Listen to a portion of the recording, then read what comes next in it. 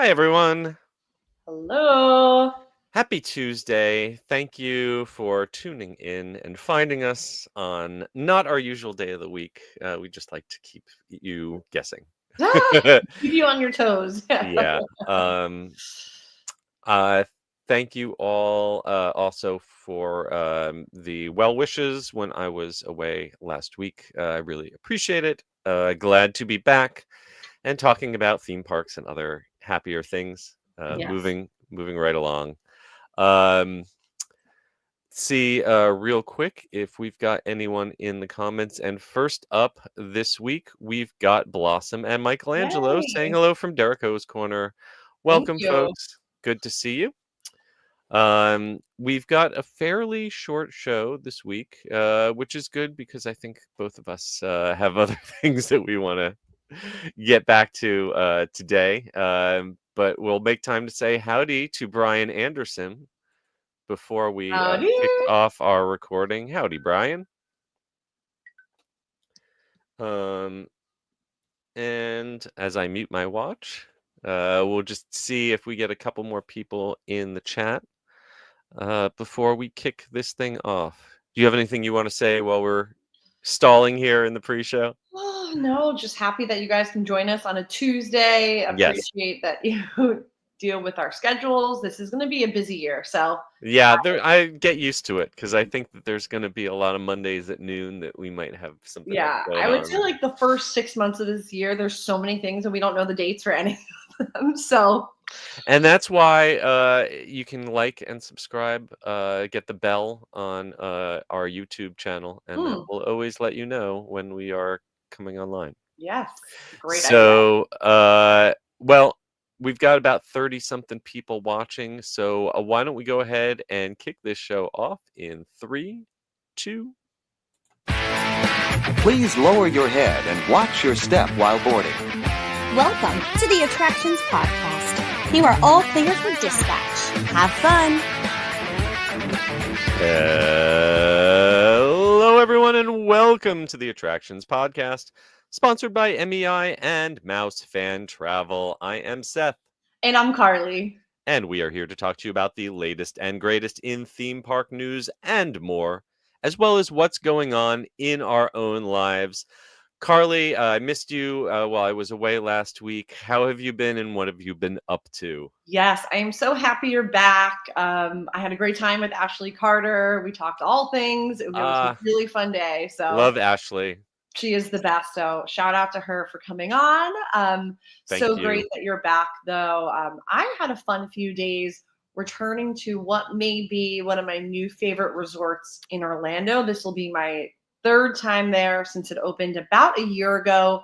It's called the Evermore Orlando Resort. It's still kind of a hidden gem. I have not stayed overnight, but I've taken a couple media visits, and it is quite the property, especially that lagoon.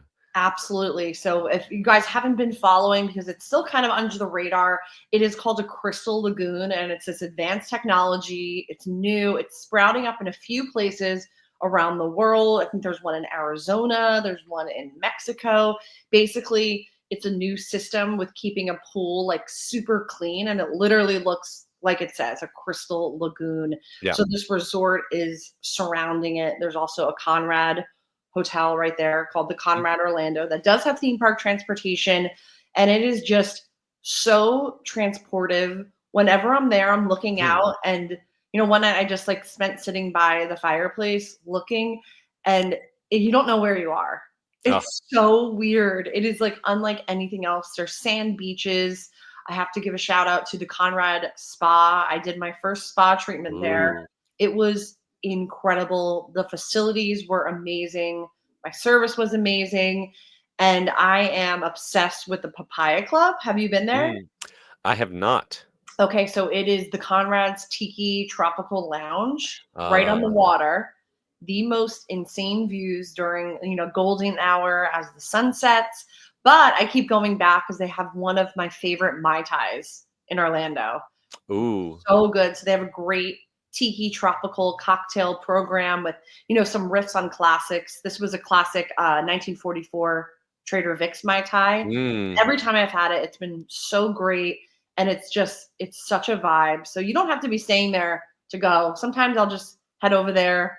I mean, it's probably better to take a Lyft or an Uber, but it's minutes from the parks. Highly suggest going Next there. time you're in town, we'll have a drink there for Yes, sure.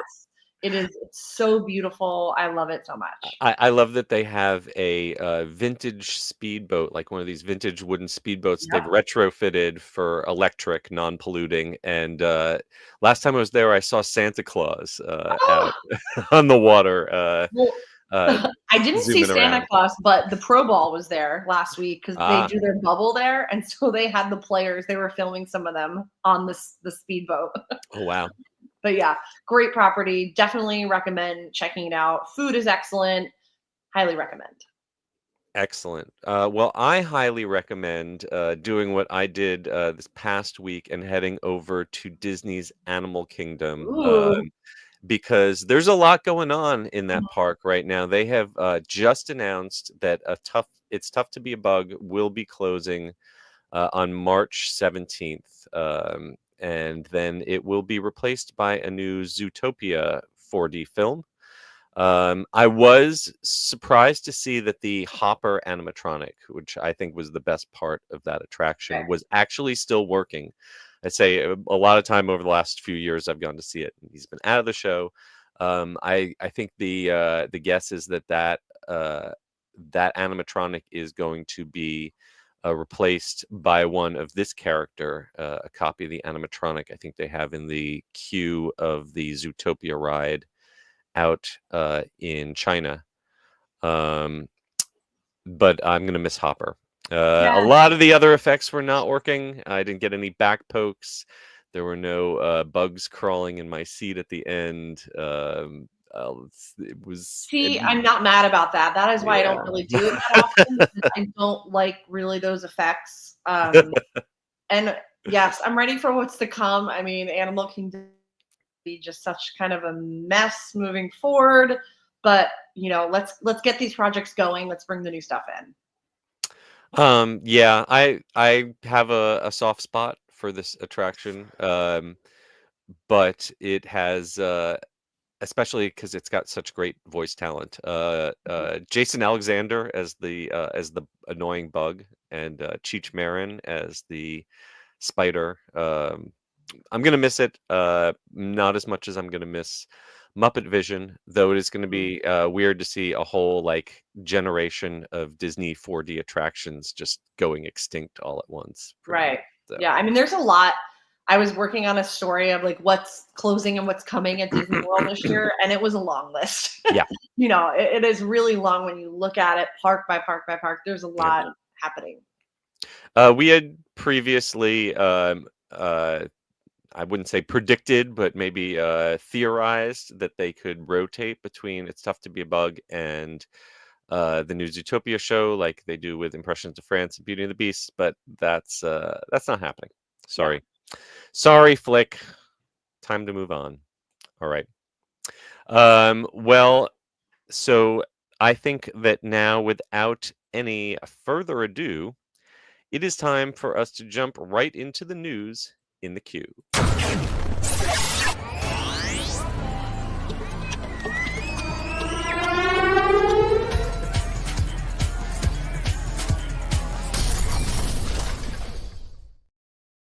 All right, first up, I never got to see this in person when it was an attraction. Maybe I can now become an Imagineer so I can finally see what the Star Wars hotel looked like, because that multi-$100 million attraction is now going to be offices for the Imagineers. The former Galactic Star Cruiser, Disney's abandoned Star Wars hotel, sits backstage near Disney's Hollywood Studios, will become offices for Walt Disney Imagineering, something I did not have on my bingo card. No, and Josh has teased before. We're gonna do something with it. We're gonna This do is not something with it. Something. I mean, this is something, but this is not the something we thought. Many of us thought it could potentially be like a dining experience where we go to the Crown of Cordelia Lounge, and you know, you take the shuttle over from Batu, but that is most certainly definitely not happening anymore. Yeah, so much potential. But I kind of predicted when they took that big tax write down. I Yeah. don't think that you can like do that and then still use it, for its intended purpose of entertaining guests. I think when you take a tax write down and basically declare something as a loss, then you can't just turn right around and start selling tickets to it again. So Right. Yeah. I think there's some sort of I year guess, you have to yeah, wait or something. But yeah. yes, that But was I guess the lawyers and the accountants will approve housing Imagineers in here. I guess maybe the bedrooms will be turned into offices, and the Imagineers will not be able to look outside and see if it's daylight. They'll do just they get have a just have a vitamin D? yeah, exactly. They're going to be hard at work over the next few years because there's a lot of new things like the replacement for Muppet Vision and other things coming to both Hollywood studios and the rest of Walt Disney World over the next few years. So it makes sense to expand the number of Imagineers working on site. But yeah, I very if any of my friends or friends of friends who are Imagineers get assigned to an office there, please have me come and meet you for lunch or something. I really Oh want to my see what it God. looks like. I know. Please.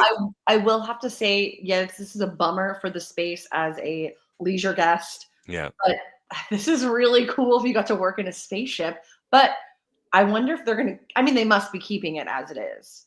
I can't imagine them putting money into renovating it. Well, I mean, if anything, maybe they would just strip off stuff that was very IP related. I don't know. That Yeah. I'm friends with some folks who worked on the project, and know none of them are terribly happy about seeing all their hard work basically being turned into office space cubicles. But Right.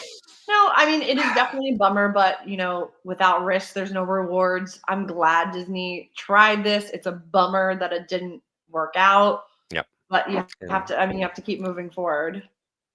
and it will always live on in, I don't know, 4-hour long YouTube reviews. So Yes, I have definitely have watched my fair share of those. all right. Next up. This is a hotel that is not being closed down and abandoned, but is getting added on to the Pixar Place Hotel Yes. out at the Disneyland Resort. Is adding some new Coco and Incredible themed suites. They already gave this hotel quite a glow up when it converted from the old Paradise Pier to the Pixar Place, and now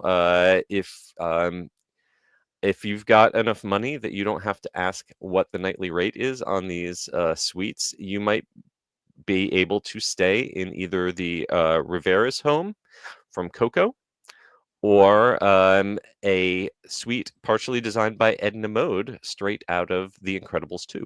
Yes, I'm a little nervous to look at the prices of these because the standard room here is quite a lot. It's often over $500 per Yeah. night, which is a tough pill to swallow. But these do look amazing. Paradise Pier Hotel was actually a decent value compared to at least the Disneyland Hotel and the Grand Californian, but since it became the Pixar Hotel, the prices have basically gone up to the same as the others. Yeah. And these suites are, yeah, if you have to ask how much, you probably can't afford it, but they do look adorable. They do. There are going to be many Mexican influences found in the design of the Coco Suite, including Oaxacan-style architecture, terracotta tiling, and Mexican quilts and other woven pieces. There's even a themed fireplace. I'm assuming a not actual wood-burning or gas-burning fireplace, probably an electric one, but it still looks neat. No, it's And then, very modern too. I mean, yeah, they really did a great job based on the artist renderings. yeah. We just have the concept art, which you can see either on your screen or on our website at attractionsmagazine.com. But the Incredibles suite has got that mid-century modern feel. Love the big screen TV with the rounded corners, like an Yes. old-fashioned CRT. There'll be a main bedroom for the Parr parents, and then a room by and for Edna Mode, with lots of nods to the movie, including a hand scanning prop at the entrance, a spy phone, and a secret door and hidden messages. That sounds like a lot of fun. Can't wait to see the Easter eggs that they have embedded in this one. Oh yeah, it looks great. And just that hotel in general is so cute. I haven't stayed there since the, Mhm. reimagination, but I've hung out there. It's adorable. They did a great job with it. The pool is so nice. Yeah, it just depends on the rates and if you want to stay on property there. Yeah. My company actually has we're homed with DVC with points there, and I used to stay all the time when it was the Paradise Pier. Mhm. Since it's been Pixar, I can't even get any nights with my points. I'm just blocked out. I don't know. But You can still be Bing Bong without staying there. So you can go up on the pool deck. Bing Bong does meet and greets up on the pool deck, and in the lobby, they have a piano where Joe from Soul Yes. sometimes performs. There's a lot of new stuff coming to the Disneyland Resort hotels over the next year or so. They're doing a big refurb of the Grand Californian. Napa Rose is getting a makeover. So check out our article and the Disney Parks blog for more information, and give a call to MEI-Travel to help you get there. All right, next up, and the following two stories, we have to give props to our reporter, John Self, for attending back-to-back food festivals, trying every new item there is to try, and bringing back reports for us on the best and worst new food found at SeaWorld Orlando's Seven Seas Food Festival 2025 and Universal Mardi Gras 2025 over at Universal Orlando. I was with John for both of these events, and I tapped out. I can only do so much of food festival food before I just need a breather, and I just want to eat nothing but salad for a week. I feel you. These type of lofty goals are better accomplished in numbers with friends. You can't do more than one bite, even if something is so good. You have to stop. I hate wasting food. I know. It's inevitable. Yeah.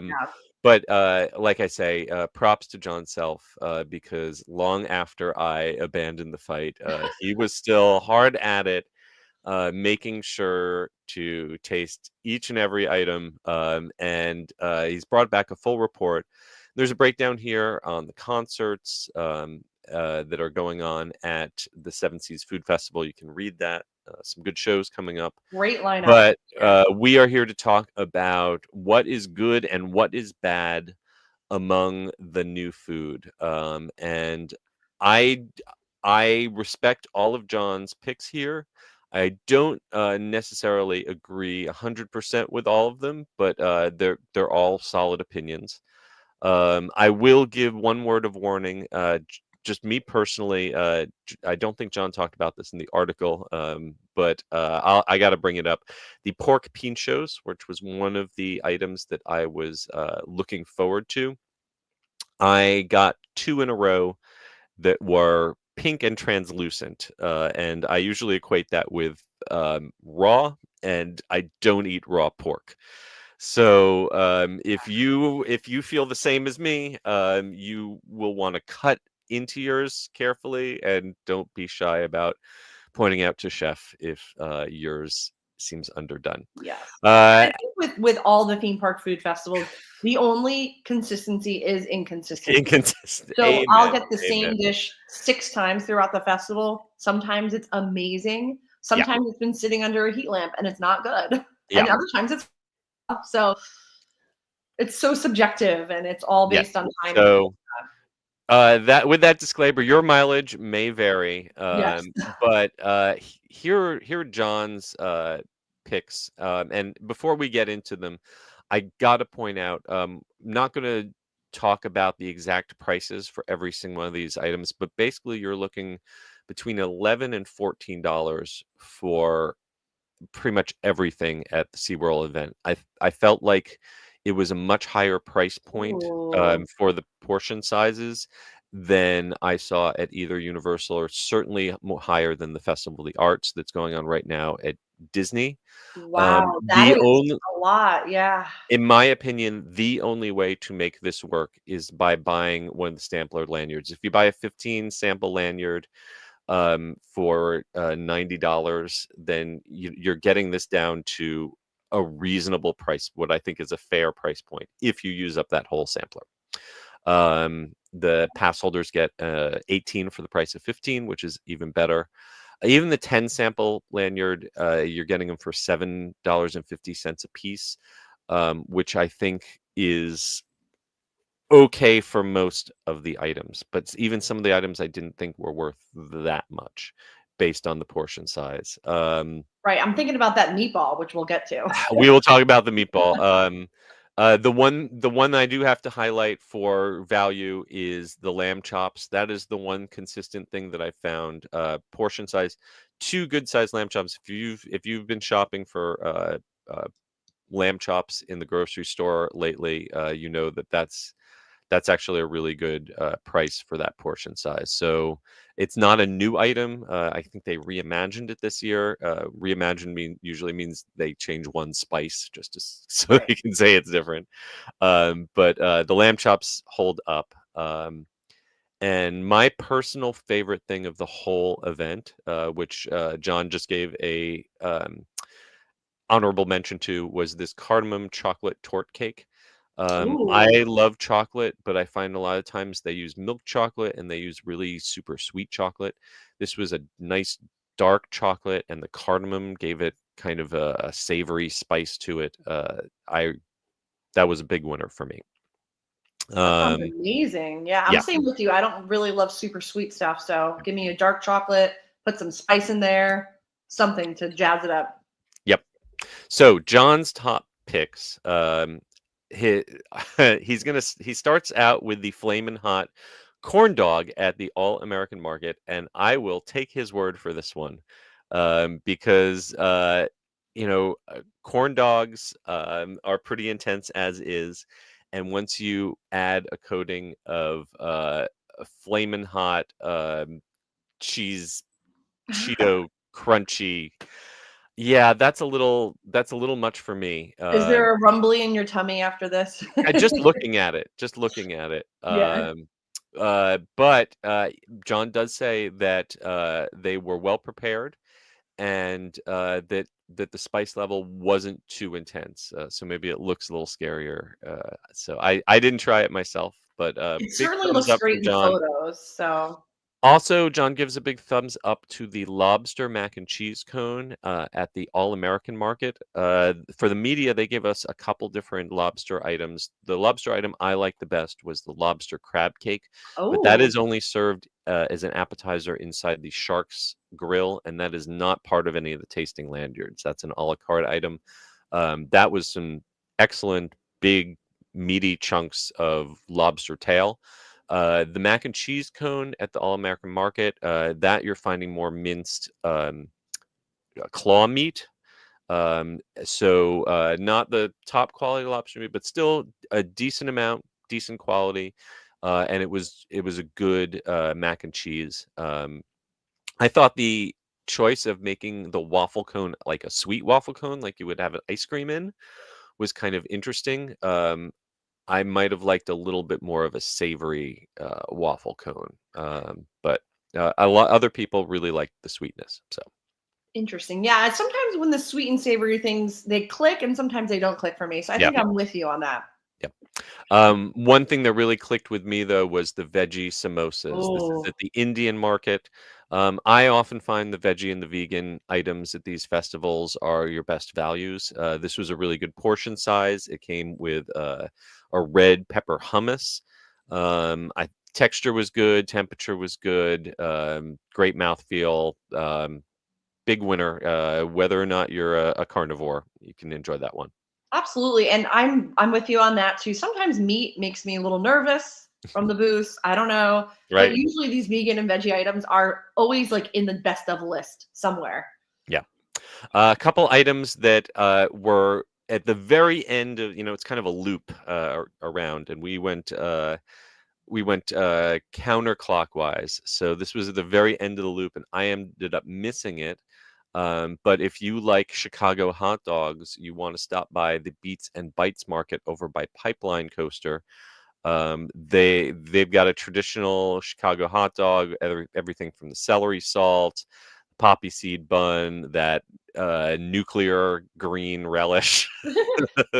If you are into those, this is a good version of it. And Wow. their blue cheese potato twister also gets a thumbs up.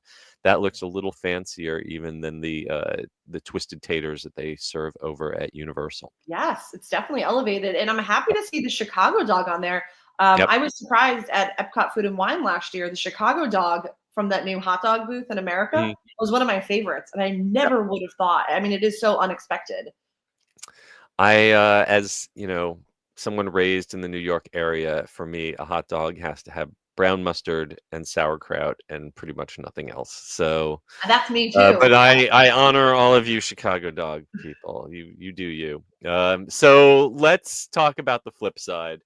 There were some things that I tasted with John that I fully support him landing on the worst list. And I'm going to start with the Reuben egg roll. These kind of things always remind me of like one of these chain restaurants where everything is greasy and shiny It's and you giving feel ill Applebee's. after. Yeah, so it's an egg roll on the outside. It's corned beef and sauerkraut on the inside, and it's covered in Thousand Island. It's it is what it is. If that sounds good to you, go for it. But the problem is, it's $12, and it was the tiniest egg roll that I've ever seen. It is Whoa. not even like this is like a serious zoomed in picture here. This is an egg roll that would not cover the palm of your hand. So For I was misled $12. by the photo. I thought it was the size of a No, no, football. that is not like, even like mall food court Panda Express egg roll size. Not even that large. Wow. Yeah. Um, Ditto. I actually liked the meatball itself better than some other people did, but the size of the meatball, even though they give you two of them, these are not like, go to Vivo and you get a meatball the size of a softball. This is slightly larger than an IKEA meatball. I was just about to Um, say, tell me yeah, it in terms of IKEA. yeah. I would say, it's about that size. It's a little, IKEA meatballs are the size of a grape. These are maybe cutie size, not even.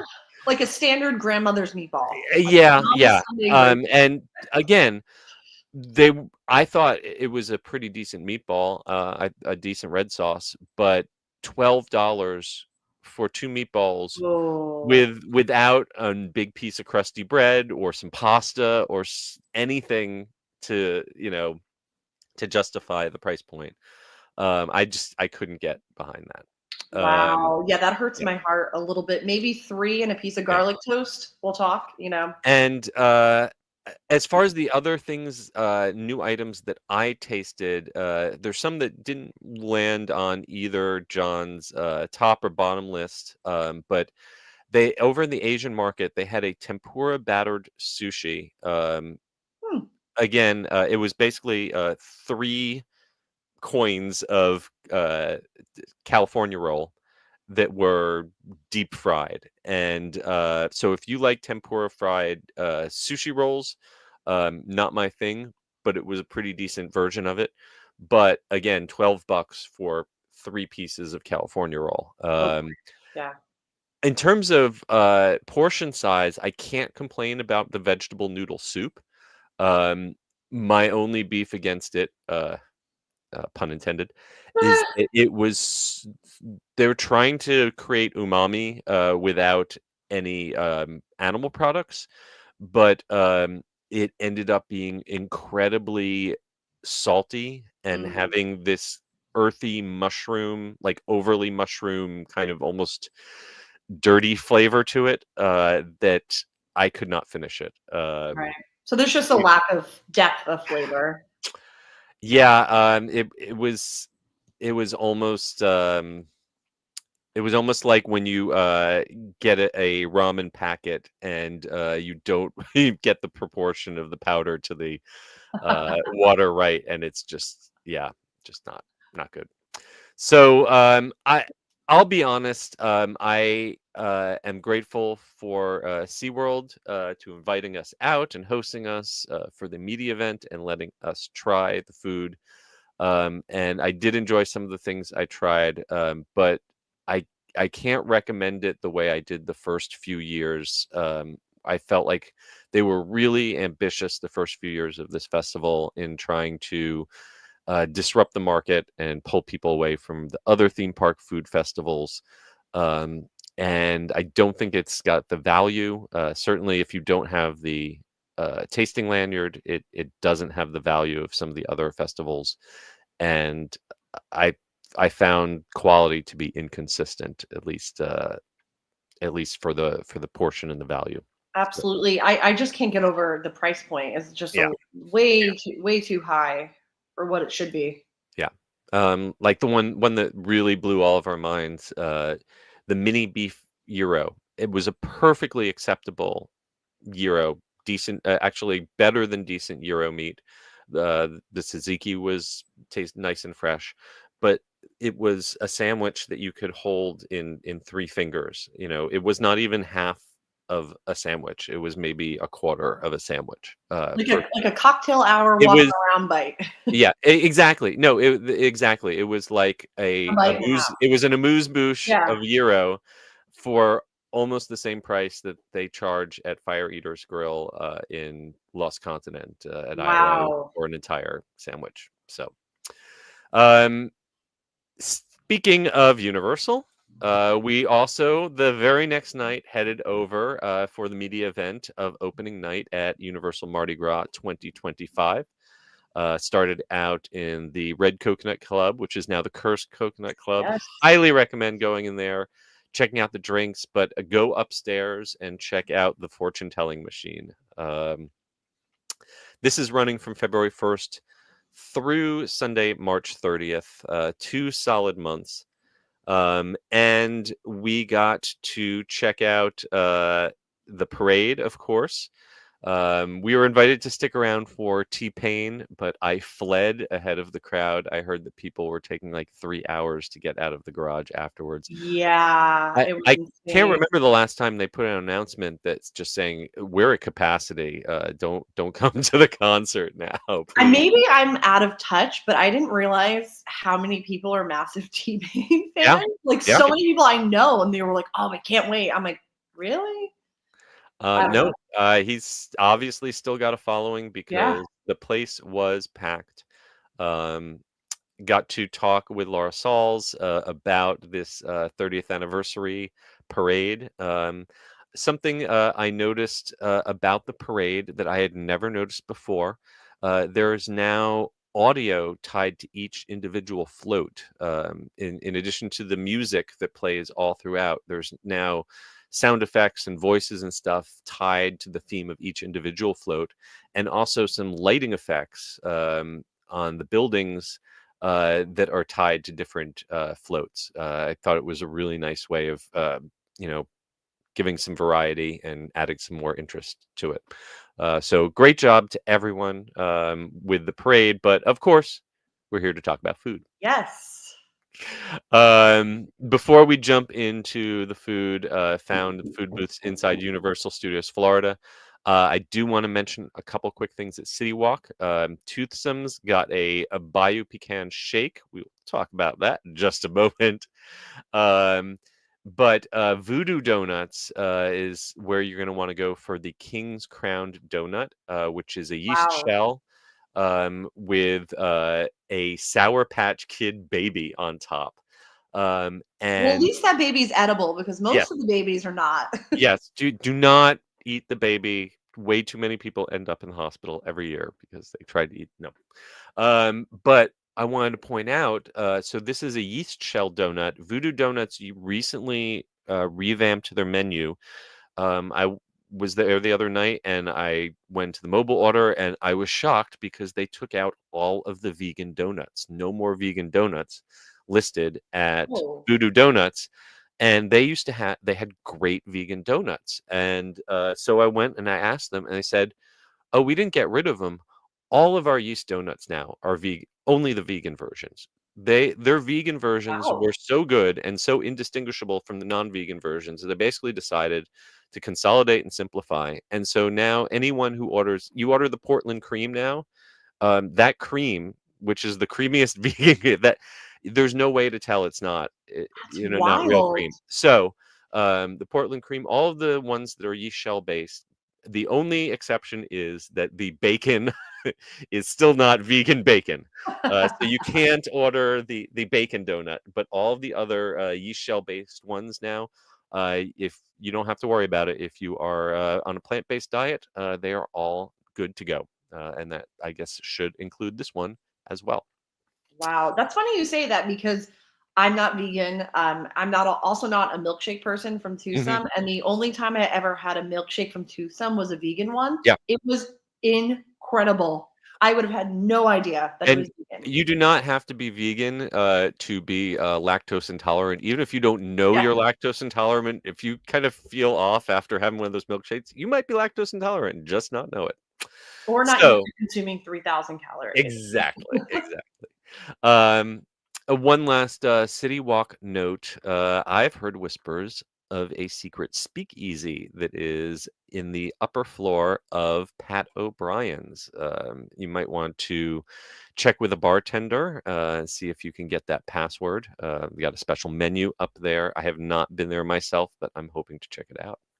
Yes, I love Pat O'Brien's. It's my favorite. I do not care for jelly rolls. RIP, don't care. Pat Oh yes. O'Brien's is so good. That is true. Jelly Rolls leaving Disney property, going to a new location not yet disclosed, but apparently not on Disney World property. So, if you're a Jelly Rolls fan, you'll have to follow them on social media to find out where they Yes. end up.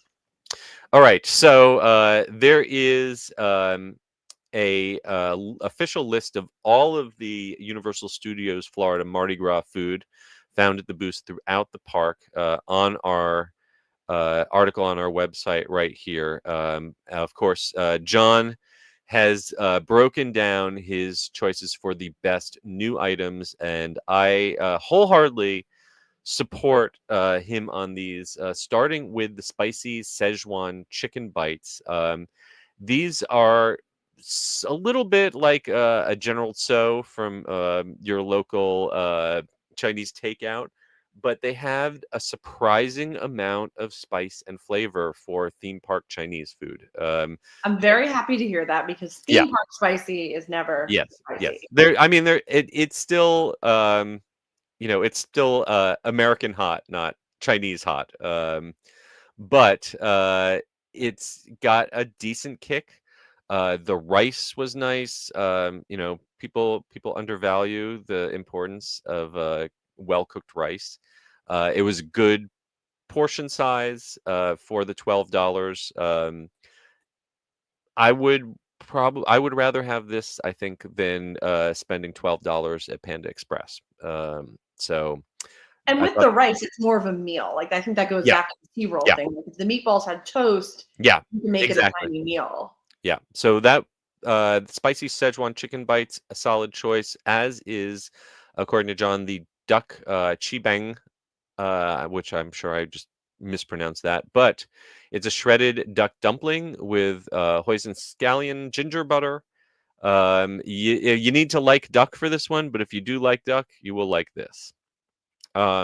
My personal top pick at the media event, this is the one that I went back to over and over again, Oh, was the hot maple lacquered salmon. I think I ate 4 plates of this. $15 is admittedly a really high price point Right. but I felt like this was worth it. This was absolutely a restaurant quality piece of salmon. Um, I always you talk about consistency. I had 3 or 4 of these, and all of them were cooked a perfect, like, medium rare, where the salmon still has just a little touch of translucency in the center. The salad that it's served with had a really nice flavor to balance out the sweetness of the maple glaze. Can you talk Uh, more about the glaze? Because I like a little bit of maple, but not like overly sweet. So what would it your opinion well, be? it was a slightly spicy maple, kind of like a hot honey, but with Oh, maple syrup instead.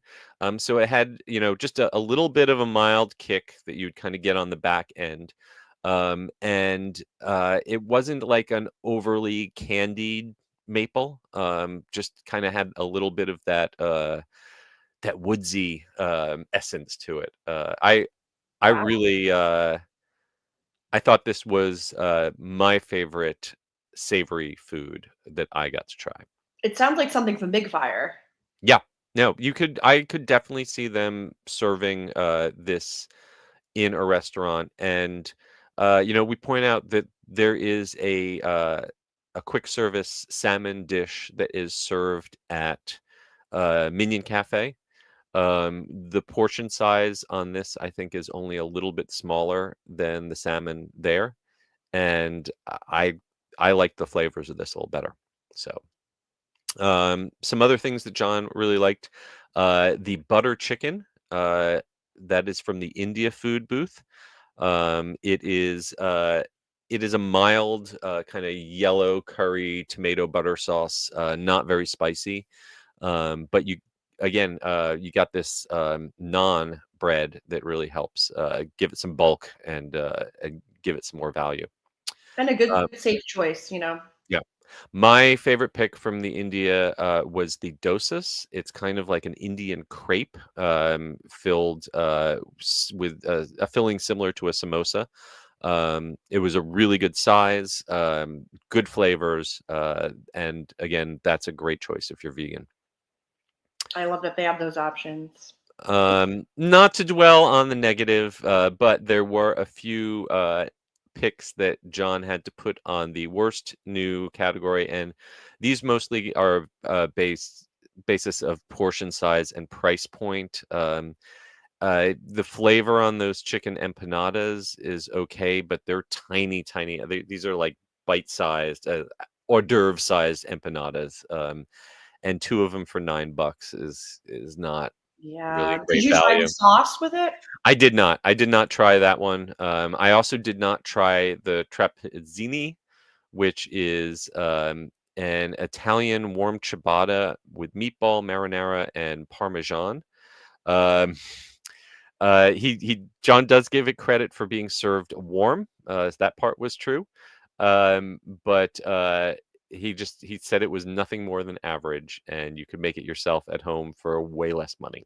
So And there's if you something get it about it. from home, it's like Italian food. $2. It doesn't seem to matter which theme park you're in. Italian food is consistently like the most meh food festival option. I don't know what. It's just Um, facts. and right outside the gate, over at Toothsome, John's other pick for his worst new choice was the Bayou Pecan Shake. Nothing really wrong with it. It's a standard vanilla. It's got a little touch of pecan. The chocolate gator on top is fun. It's fine, but it's $18 is a lot for a milkshake that's just fine. Yeah, that's rough. So yeah, there's cheaper ways of getting some beads. That's for sure. For free. Yep. All right. So that is going to bring us to the end of our news in the queue. Before we jump into our main attraction, let's hear a word from our sponsor. The Attractions Podcast is brought to you by MEI and MEI-Travel. Whether your next vacation is a magical trip to the theme parks, an exciting adventure to the pyramids of Egypt, or just a relaxing cruise on the turquoise waters of the Bahamas, MEI-Travel provides premium service and expert advice to help you get the most of your vacation. They are always free of any hidden fees or costs to you. Visit them at MEI-Travel.com. It's time for the main attraction. All right, for this week's main attraction, we have been talking about this upcoming event. It seems like forever, but final Forever. details and tickets are now available for the Universal Fan Fest nights at Universal Studios Hollywood. We have a complete guide to it available on our website at attractionsmagazine.com. So we have discussed this before, but we want to just highlight some of the newly released finalized details in case you've been hiding under a big spinning globe and have not heard about this before. This is kind of like Halloween Horror Nights and Comic-Con had a baby. And it's not scary.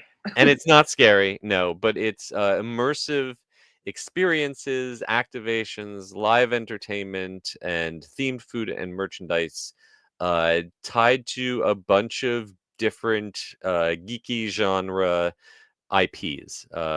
This is happening at Universal Hollywood only, not yet at Orlando, but we'll see how it goes.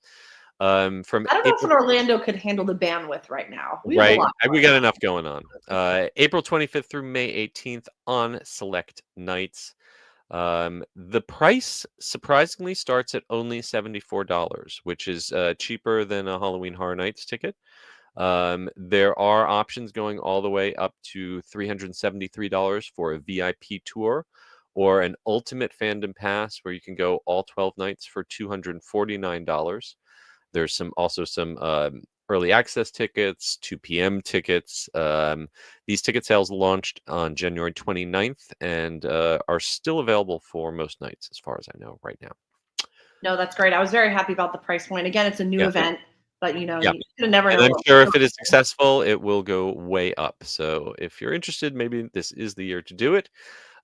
Some of the things that you're going to be able to do in Super Nintendo World, there is going to be a Yoshi scavenger hunt with a special Yoshi meet and greet and celebratory drone moments. So we'll have some drone flyovers in Super Nintendo World during the evening. If you like the anime One Piece, there will be a grand pirate gathering. You'll get to meet Monkey D. Luffy and the Straw Hat Pirates, as well as be transported into the series' fictional world with scenic environments. I am a little surprised. I guess Waterworld has been down for a refurbishment. I Right. would have guessed that they would have brought the Waterworld show that they do, One Piece Waterworld show they do out in Universal Japan.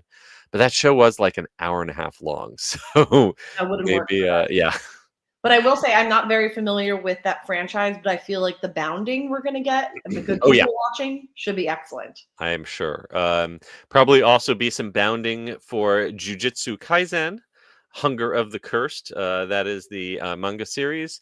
That has been part of Universal Studios Japan as a kind of immersive film experience, and it looks like they are going to transport that into the DreamWorks Theater and in Hollywood. Wizarding World of Harry Potter is going to welcome some fantastic beasts like the Niffler and Yes. Scaramander's pet Teddy. Maybe a little preview of some of the beasts we'll be seeing in Epic Universe. And they're also going to be showing the Hogwarts Always light show for the first time there. We've already gotten that previously in Orlando. And I hear that is going to eventually become the full-time summer show after the spring event is over. That's great. It's a great show. I really do. I think that is a big improvement over the original Hogwarts light show that's now retired. So let's talk about the really exciting things. Yes. The things that would get me to go out for this event if I was going out, but I don't think I'm going out. I'm going to do the first night because of this next thing that we're talking about. You are going? Yep. All right. Well, I can't wait to hear all about this experience. Back to the Future, Destination Hill Valley, where you will be hopping aboard the Studio Tour Fan Tram and hitting 88 miles an hour, or maybe not, to take you back to 1955 Hill Valley. You're going to get to walk around the courthouse square set. You're going to meet Einstein and visit the Enchantment Under the Sea dance. And then several times each night, they are going to recreate the end of the first film, hopefully with a DeLorean driving through and pyrotechnics sending Marty back to the future. I am so jelly. Yes, I have a feeling this is going to be a place where people are going to linger, especially with this several times per night experience. Yeah. I don't think they can do it often enough to keep people moving through. The crowd flow on this is going to be interesting. You're going to have to tell us all about it. Unfortunately, they will not be bringing back the Back to the Future, the ride simulator. If Oh, they had, I would we definitely wanted, be going out for that. I would definitely be going out for that. I don't know if well, Star Trek Red Alert is the other thing that would almost tempt me out, because Yeah. they have the recreation of the Enterprise D, 1701D, that was seen in the finale of Picard. They are going to let you walk through that as part of an immersive walkthrough experience. I saw they've been casting for live actors to play various alien species. So this one looks like it's going to be a lot of fun. Yes, and they're pulsing it. So Yeah. basically it's going to be like an HHN house Mm-hmm. that pulls through. So you hit each storyline through each room that you go through. Yeah. One of my favorite attractions in the world of all time was the Star Trek experience in Vegas. This won't have the transporter or the simulator, but just getting to walk through the corridors of the Enterprise D again would be amazing. Yeah, it's going to be incredible. Finally, Dungeons and Dragons Secrets of Waterdeep is going to bring the dice rolling role-playing game to life. And they have collaborated with the Jim Henson's Creature Shop to create a huge puppet of the Beholder Xanathar, which is this giant creature that's basically just a big eyeball. So that sounds like a lot of fun. Yeah, so I'm not a D&D girl, but I care about Jim Henson and this Yes. puppet, so I'm very excited for that. Yeah, that looks pretty cool. So all of these experiences will be available to you. You may want to purchase an express pass, because it sounds like some of these will be very popular and probably have a wait. But I cannot wait to hear all about it after this kicks off in April. Yes, I can't wait. After hour events are just everywhere now, so this is so exciting. So Back to the Future will be your first destination, huh? That will be exactly where I'm hitting, and then probably ending there as well, so I could see it when it's darker out. Awesome. Well, before we go, we want to take a look back at some of the comments that you folks have left us in the chat. We had Michael Bingham checking in. We forgive you for being You were late. forgiven. We also say welcome to Troy Francis McDonald checking in from Maine. Love to have you. John Self is having a small salad right now. Thoughts and prayers, John. You really did amazing work. Thank you. He had a few other comments confirming, yes, that was a very close-up photo of that egg roll. The egg roll is not as large as it appears in the rearview mirror. It is so hard to tell perspective in photos. That sushi roll was a reimagined item from Hollow Scream. And John thought that the salmon had more maple flavor in the park than it did the media event. Okay. Finally, I'll let Michael Bingham have the last word, because he's singing the Back to the Future theme. Maybe he will see you out there at Universal Studios Hollywood, and he wants to see this in Orlando. Be fair to Florida. Always. All right. Well, we will pass that word along, and hopefully they will listen. Okay. Well, before we go, we want to thank our sponsor, MEI and Mouse Fan Travel. We want to remind everyone to please give us a rating or review on Apple Podcasts, Spotify, or wherever you happen to listen to us, and a like and subscribe here on our YouTube channel. Please follow us at attractionsmagazine.com and search for Attractions Magazine on your favorite social media accounts. And Carly, where can folks find you on the interwebs? Yes, I am on Instagram at Adventures by Carly and on Twitter X at Carly Caramano. And you can find me at Eskaberski and at The Unofficial Guides, or copies of my new books at theunofficialguides.com. Until next week, we hope you folks stay safe, try something new, but most importantly, have fun. And we will see you again next time. Bye. Bye.